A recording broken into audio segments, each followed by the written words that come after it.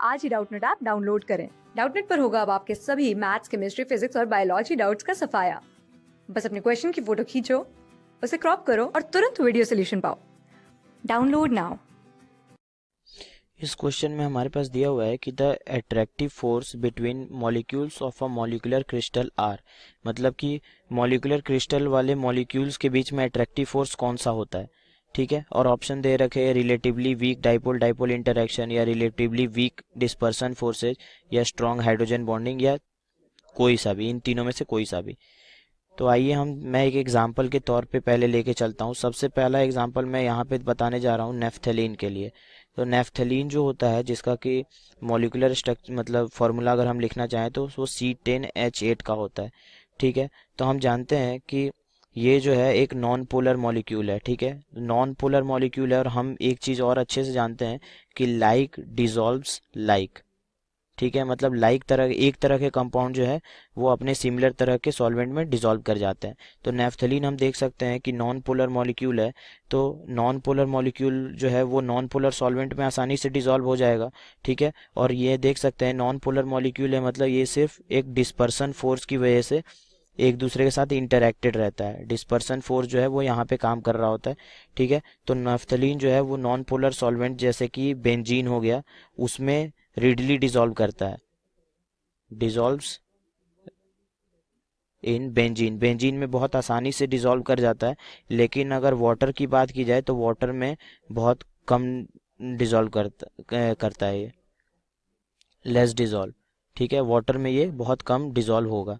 ठीक है, क्योंकि वाटर जो है एक पोलर सॉल्वेंट होता है, बेंजीन जो है वो क्या है, एक नॉन पोलर सॉल्वेंट है। ठीक है, और यहाँ पे हम देख सकते हैं कि डिस्पर्सन फोर्स के थ्रू ये एक दूसरे के साथ बाइंडेड होते हैं। तो हमारा जो फर्स्ट सेकंड ऑप्शन है रिलेटिवली वीक डिस्पर्सन फोर्स, ये सही है, क्योंकि अट्रैक्टिव फोर्स जो है इन दोनों मॉलिक्यूल के बीच में डिस्पर्सन फोर्स के कारण हो रहा होता है। ठीक है, अगर मैं दूसरा एग्जांपल लेना चाहूँ तो दूसरा एग्जांपल हमारे पास यूरिया के लिए है, और यूरिया का फॉर्मूला हमें पता है वो क्या होता है, वो होता है NH2CONH2। ठीक है, तो हम यहाँ से देख सकते हैं कि ये जो है एक पोलर मॉलिक्यूल है। ठीक है, पोलर मॉलिक्यूल है, तो इस कारण से यहाँ पे ऑक्सीजन जो है ऊपर डबल बॉन्ड बना के रखता है। तो ये एक पोलर मॉलिक्यूल है, तो यहाँ से हम देख सकते हैं ऑक्सीजन पे ऊपर में दो लोन पेयर्स होते हैं। मैं इसको अगर इस तरह से लिखना चाहूँ, CO एक सॉरी, ये अगर मैं इस तरह से लिखना चाहूँ तो हम यहाँ पे देख सकते हैं ऑक्सीजन पे यहाँ पे दो लोन पेयर ऊपर की तरफ होंगे। तो चार्ज जो है वो थोड़ा सा डिस्ट्रीब्यूटेड है यहाँ पे, तो इस कारण से ये पोलर सॉल्वेंट हो गया।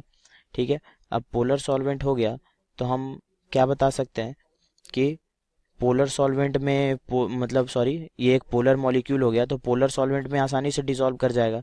तो हम देखते हैं कि ये वाटर में और इथेनॉल में जो है ये आसानी से डिसॉल्व कर जाता है, डिसॉल्व्स इन वाटर और इथेनॉल। लेकिन इसको यही हम CCl4 या बेंजीन में डिसॉल्व करना चाहें तो वो उसमें नहीं हो पाएगा, क्योंकि वहाँ पे डाइपोल डाइपोल इंटरेक्शन नहीं हो पाता है। लेकिन जब वाटर के साथ में अगर हम देखें तो यहाँ पे डाइपोल डाइपोल इंटरेक्शन हो जाता है, क्योंकि वाटर जो है वो भी एक पोलर सॉल्वेंट है, और उसमें भी इस तरह से लोन पेयर्स होते हैं, तो इन दोनों के बीच में डाइपोल डाइपोल इंटरेक्शन हो जाता है। ठीक है, तो डाइपोल डाइपोल इंटरेक्शन हो रहा होगा, तो इसका मतलब ये आराम से सॉल्युबल होंगे वाटर में। तो जो फर्स्ट ऑप्शन है हमारा relatively weak dipole dipole interaction, वो भी सही है। ठीक है, और डाइपोल डाइपोल इंटरेक्शन हो रहा है, और कहीं कहीं इसका तो हाइड्रोजन बॉन्ड भी बना लेते हैं। ठीक है, तो हाइड्रोजन बॉन्ड जो होगा वो कैसे बन जाएगा, ये यूरिया में जो नाइट्रोजन के मॉलिक्यूल्स दिए हुए हैं, ठीक है, और ऑक्सीजन के मॉलिक्यूल्स हैं, वो वाटर और इथेनॉल के मॉलिक्यूल के साथ में हाइड्रोजन बॉन्ड भी बना लेते हैं। तो हाइड्रोजन बॉन्ड अगर बन रहा होगा कहीं पे, तो इसका मतलब वो क्या है कि स्ट्रॉन्ग बॉन्ड है। हाइड्रोजन बॉन्ड वैसे भी स्ट्रॉन्ग बॉन्ड होता है, तो थर्ड ऑप्शन जो होगा वो भी हमारा सही होगा, क्योंकि अट्रैक्टिव फोर्स जो होता है यहाँ पे हाइड्रोजन बॉन्ड भी काम कर रहा होता है। तो हम यहाँ से देख सकते हैं हमारा चारों ऑप्शन करेक्ट है। तो द जो अट्रैक्टिव फोर्स जो काम कर रहे हैं मॉलिक्यूल्स के बीच में, वो ये तीनों तरह के फोर्सेज हो सकते हैं। वीक डाइपोल डाइपोल इंटरेक्शन भी हो सकता है, वीक डिस्पर्सन फोर्सेज भी हो सकता है, और स्ट्रॉन्ग हाइड्रोजन बॉन्डिंग भी हो सकता है। ठीक है, तो ये हमारे पास इसका सॉल्यूशन है। ठीक है, थैंक यू। क्लास 6 से 12 से लेके नीट, IIT, JEE मेंस और एडवांस के लेवल तक 10 मिलियन से ज्यादा स्टूडेंट्स का भरोसा। आज ही डाउनलोड करें डाउटनेट ऐप या व्हाट्सएप कीजिए अपने डाउट्स 8400 400 400 पर।